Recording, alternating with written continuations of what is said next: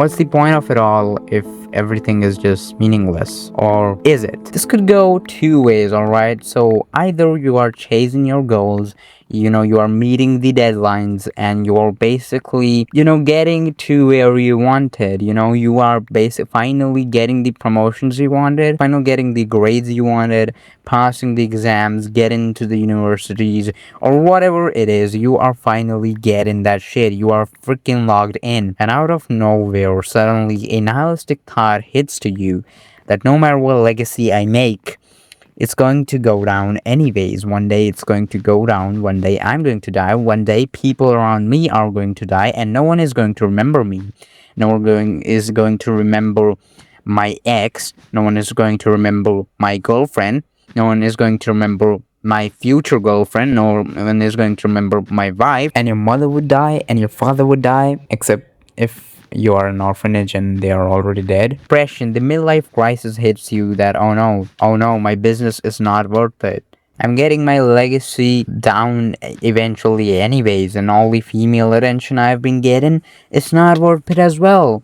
All of them were technically gold diggers then, and shit like that. You are going to think it like that, and you're going to be depressed, alright? The second way that the meaninglessness of life could hit you is that you are getting no fucking promotions, you're getting lower and lower grades, everything is fucked up in your life, and the only movie you thought to watch with your crush, actually you went to watch the movie and it just shifted out last minute, and your crush had a different seat to the guy named Gary, and then they kissed while watching that movie, and then when you went to your home, there was one uncle of yours, one creepy uncle who was waiting for you so that he could at last touch you before saying you goodnight and giving you a kiss at the forehead while you were wishing to get it from your crush that day. So everything goes wrong, and then out of nowhere, when you're trying to sleep and your uncle's kiss stinks, you come to a thought of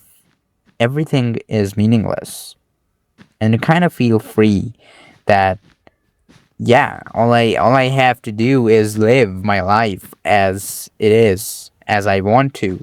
And since everything is meaningless, it does not really matter if I build a legacy or not, if I'm getting good grades or not. And so I'm just going to tear up my homework and throw it down the trash bin or something, because it does not really matter. What really matters right now is if I live or not. And so you pick up your bike and you go outside on the road to feel the wind, and the truck comes and hits you, and you are dead.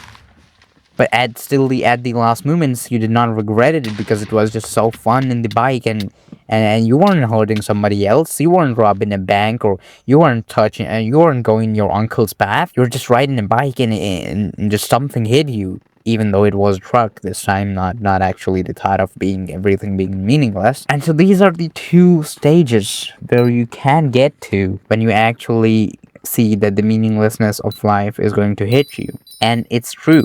No matter what you do, no matter how much you have, accomplished in your life, or how much you have built a legacy in your life, it's not going to be permanent. Everything is going down with humans as they do, and everything is going out. Every day we are dying, and before the universe itself goes to entropy, we are going to entropy before it. Okay, we are going to die before it. And it's true, even if you don't want to admit it, even the book you have written is going to go down, after some thousand of years. Yeah, Shakespeare, we still read him, but even he is going to go down eventually. Michael Jackson. Even Michael Jackson is going to go down eventually, I mean, not go down the kids, but go down the history, But the problem with meaninglessness is that, okay, I accept it. Even though the religious books that all the religion and all the religious books that have been written by some dude bored out of his ass, and he just wrote it, and not pretty good stories, by the way. They are good. They give you lessons and shit like that, But you know what else story gives you lessons? Like the story of the ant and the elephant. That give you good lessons, I mean. So what's the difference between religious books and that? I don't really know. I'm not here to disrespect any of that, but I'm not disrespecting it, it's just jokes. But anyhow, man, the thing is that we should collectively collect to a place, to a building, alright?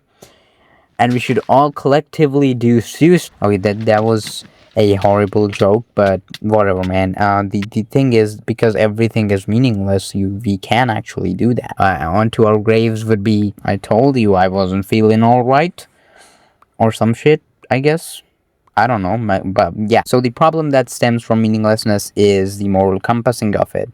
Many people think that, okay, since everything is meaningless, I can't actually do anything, you know? I'm gonna go ahead, steal a gun, and go ahead into the police office and, burn the police stations and shit like that or some shit. But in actuality, the thing is, you should actually have a moral compass of yourself where you actually don't hurt anybody else, and you should, if you're hurting somebody else, it's not good at all. Don't give me the beyond good and evil shit here. I'll make a video about that. Trespassing, valid though. I mean, it's just exploration, so who's stopping? But anyways, what it boils down to is living in the present to actually live your life. Enjoying the present when you can enjoy it. That is what it boils down to at the end of the day, right? And one good example, if you're not being in the present, if you're overthinking every single thing, your past traumas and your future tensions, what you can do right now is freaking open your pants and jerk it off, because I'm damn sure you're going to be in the present while doing it, man. And that is what it matters, man. Being in the present. So the next time you have in paper and the teacher asks you why you have just left the entire paper in your exam empty, you could just reply that I was being in the present and I was looking at the letters, I was looking at the answer sheet. I could not remember any other thing because I was being in the present, mister. That was it for this video. See ya.